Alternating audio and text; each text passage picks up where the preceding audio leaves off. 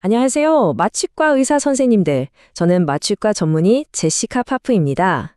Thank you for joining us today on the Anesthesia and Perioperative Medicine channel. Willkommen auf dem Kanal für Anästhesie und périopérative Médecine. Merci de nous avoir rejoints aujourd'hui sur la chaîne Anesthésie et Médecine périopératoire. 자, 오늘 우리가 다룰 내용인데요. 정말 마스터 클래스라고 할 수 있을 것 같아요. 기도 관리의 기초부터 시작해서 표준적인 기법들, 그리고 진짜 아찔한 어려운 기도 시나리오까지 차근차근 밟아 나갈 겁니다. We will then cover the critical phase of extubation, specific patient populations, and conclude with some forward-looking integrative techniques. 자, 그럼 바로 시작해 볼까요? 네, 첫 번째 섹션입니다. 바로 기도 관리의 기초인데요. 우리가 하는 일에서 이게 왜 그렇게 중요한지, 그 판돈이 얼마나 큰지 다시 한번 확인하고 기본부터 탄탄하게 다져보는 시간을 갖겠습니다. Let's start by establishing the stakes and building our baseline, shall we? 자, 이 숫자 좀 보세요. 18%. 이게 뭘 의미할까요? ASA Closed Claims 데이터베이스를 보면요. 어려운 기도 관련 소송에서 사망이나 뇌손상으로 이어진 케이스의 18%가 놀랍게도 삽관이 아니라 발관 과정에서 발생했다는 겁니다. 정말 충격적이죠. This single statistic really underscores the critical importance of a well-planned extubation strategy. 발관이 끝이 아니라는 걸 명심해야 해요. 자, 기도 관리의 목표는 사실 심플하죠. 기도 확보하고 산소화랑 환기 잘 되게 하고 흡인 같은 합병증 막는 거. 이건 뭐 우리 다 아는 얘기잖아요. 근데 중요한 건 어떻게 그 목표를 달성하느냐. 바로 그 원칙입니다. 특히 오른쪽을 보시면 삽관뿐만 아니라 발관까지 꼼꼼하게 계획하는 거, 고위험 환자에서는 자바로흡을 유지하는 것 같은 디테일이 중요해요. And a key principle, especially in high-risk cases, is the necessity of interdisciplinary collaboration and proactive risk stratification. 이건 혼자서 할 수 있는 일이 절대 아니거든요. 우리가 매일 보는 해부학적 구조들이지만 이게 실제 임상에서 어떻게 적용되는지 다시 한번 짚어볼게요. 인두는 혀가 뒤로 밀리면서 막히는 가장 흔한 부위고 후두의 갑상연골은 burp maneuver 할 때 정확히 눌러야 하는 포인트죠. 그리고 이거 laryngospasm notch. 후두 경련 왔을 때 라센숙이 하려면 정확한 위치를 알아야 하잖아요. It is located anterior to the mastoid process and posterior to the ramus of the mandible. 정말 손에 익혀둬야 하는 부분입니다. 자, 외상 환자가 왔는데 숨을 안 쉬어요. 그럼 보통 혀가 말렸나? 피가 찼나? 이렇게 기계적인 폐쇄부터 생각하게 되잖아요. 근데 그게 아닐 수도 있다는 겁니다. 바로 이 임팩트 브레인 아프니아 때문인데요. 머리에 강한 충격을 받으면 뇌간 기능 자체가 마비돼서 신경학적으로 호흡이 멈는 현상이에요. This concept of impact brain apnea is so crucial because it explains why some trauma patients die so quickly and why immediate definitive airway intervention is an absolute priority. 이 문장 정말 가슴에 새겨야 한다고 생각해요. 수술 전 기도 평가는 재앙을 막는 초석이다. 진짜 그렇죠. 기도 관리는 마치 도미노 게임 같아요. 첫 번째 블록 하나만 잘못 건드리면 걷잡을 수 없이 와르르 무너지잖아요. 이 평가는 그 첫 번째 도미노가 쓰러지지 않게 꽉 붙잡아주는 역할을 하는 거죠. It allows us to shift from a reactive, oh no mindset to a proactive, we're ready for this mindset. 자, 이 표를 보시면 어려운 마스크 환기랑 어려운 후두경 삽관의 예측 인자가 조금 다르다는 걸 알 수 있어요. 물론 비만처럼 겹치는 것도 있지만 예를 들어 수염이 덥수룩하거나 치아가 없으면 마스크 실이 잘 안 돼서 환기가 어렵겠죠? 반면에 입이 작거나 목이 짧은 건 삽관할 때 시야 확보를 어렵게 만들고요. This table is a great tool because it highlights the distinct factors we need to assess for each potential challenge. 이걸 보면서 환자 평가를 하면 계획을 훨씬 체계적으로 세울 수 있습니다. 자, 그럼 이제 평가를 마쳤으니까 본격적으로 실행 단계로 넘어가 볼까요? 두 번째 섹션에서는 우리가 매일 사용하는 표준적인 기도 관리 기법과 장비들에 대해 이야기해 볼 겁니다. This section is all about execution, applying our skills with precision. 직접 후두경, 즉 DL과 비디오 후두경, VL. 이제는 VL이 대세가 됐죠. DL은 아시다시피 구강, 인두, 후두 축을 일직선으로 맞춰야 해서 해부학적 구조가 안 좋은 환자에선 정말 애를 먹잖아요. 근데 VL은 카메라로 보니까 그럴 필요가 전혀 없죠. It literally changes the game. 제가 경험했던 케이스 중에도 거대한 종격동 종양 때문에 기관이 완전히 찌그러져 있었는데 VL 덕분에 코망레헤인 그레이드 1 시야를 확보할 수 있었어요. 뷰가 좋아도 튜브가 안 들어가면 말짱 꽝이죠. 그래서 부지나 스타일렉 같은 보조기구들이 정말 중요합니다. 지금 보시는 이 그림이 바로 그 예시 중 하나인 스텝 트위스트 부지 튜브, 즉 STBT 기법인데요. 부지를 먼저 넣고 튜브를 그 위로 살짝 비틀면서 밀어 넣는 거죠. Mastering specialized maneuvers like this is what separates the experts. 우리 무기고에 이런 무기들을 많이 갖춰 넣어야 해요. 자, 큐브를 넣었다고 끝이 아니죠? 여기가 진짜 중요한 부분입니다. 제대로 들어갔는지 확인하는 거요. 여러 가지 방법으로 2중, 3중으로 확인해야 합니다. 기관지 내시경으로 직접 보거나 초음파를 쓰기도 하지만 뭐니 해도 골드 스탠다드는 바로 이거, Continuous Waveform Capnography입니다. This is the undisputed gold standard and there are no exceptions.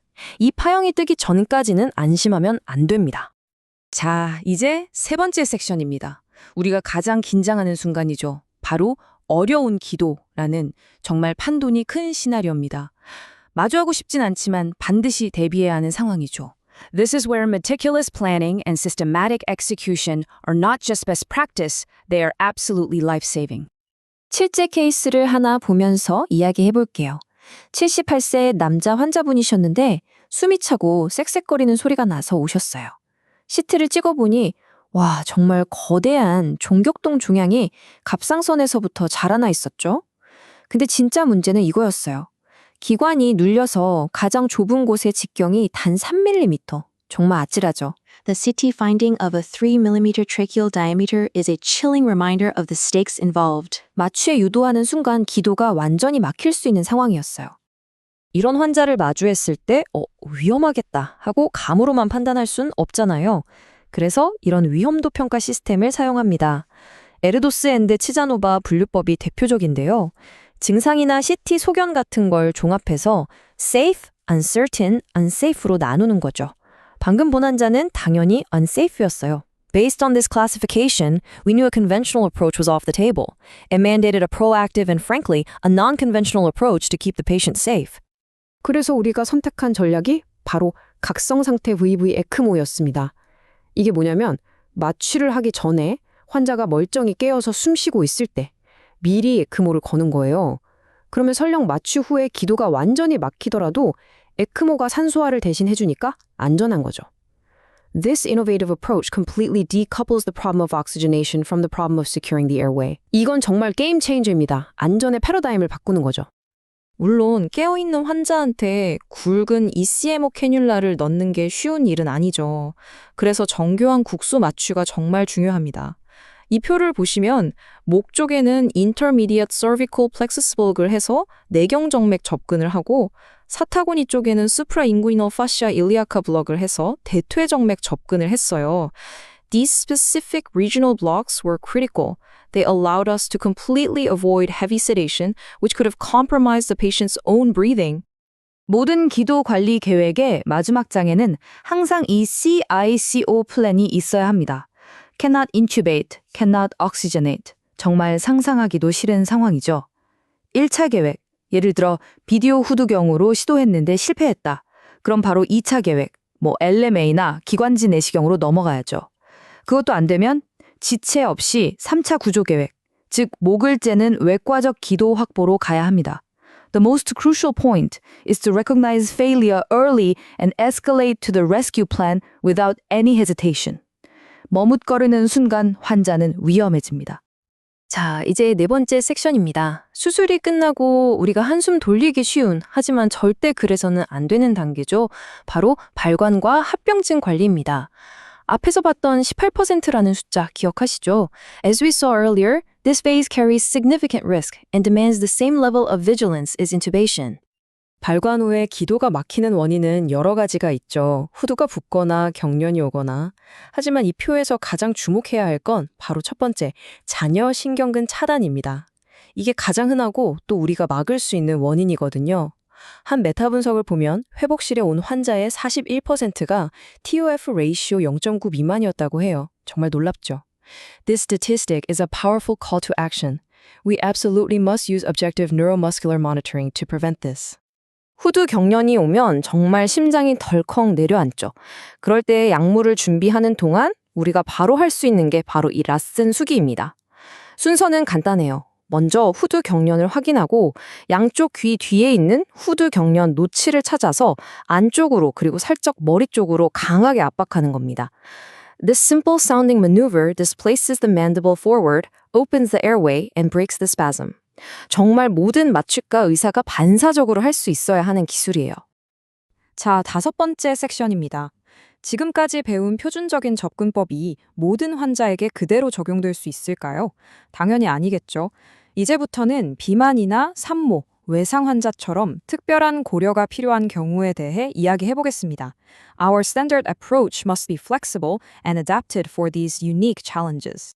각각의 환자군은 정말 고유한 도전 과제를 안겨주죠. 비만이나 수면 무호흡증 환자는 마스크 환기부터 어렵고, 산모는 생리적인 변화 때문에 기도가 잘 붙고 산소 포화도도 금방 떨어져요. 외상 환자는 또 어떻고요? 시스파인 고정 문제도 있지만 항상 기억해야 할 건 airway first입니다. A potential spinal injury is a problem, but a lost airway is a tragedy. 기도 확보가 언제나 최우선순위가 되어야 합니다. 자, 이제 마지막 섹션입니다. 지금까지는 문제가 생겼을 때 어떻게 대처하는지에 집중했다면 이번에는 좀 더 근본적인 관점에서 접근해 보려고 해요. 호흡 기능 자체를 최적화하는 통합적인 방법에 대해서요.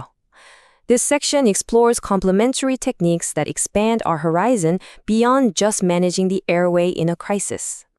조금 생소하게 들릴 수도 있는 개념인데요. 바로 정고래학적 수기치료, OMT입니다. 손기술을 이용해서 두개골이나 척추, 흉곽의 정렬을 바로잡아서 호흡기능을 개선하는 접근법이에요.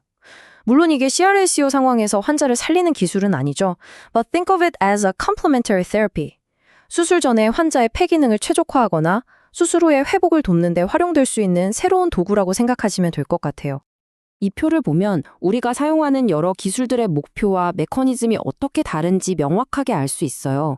라슨이나 벌프 같은 건 응급 상황에서 기도 확보를 위한 기술이죠. 복과위나 HFCWO는 생리적인 문제를 해결하는 치료에 가깝고요.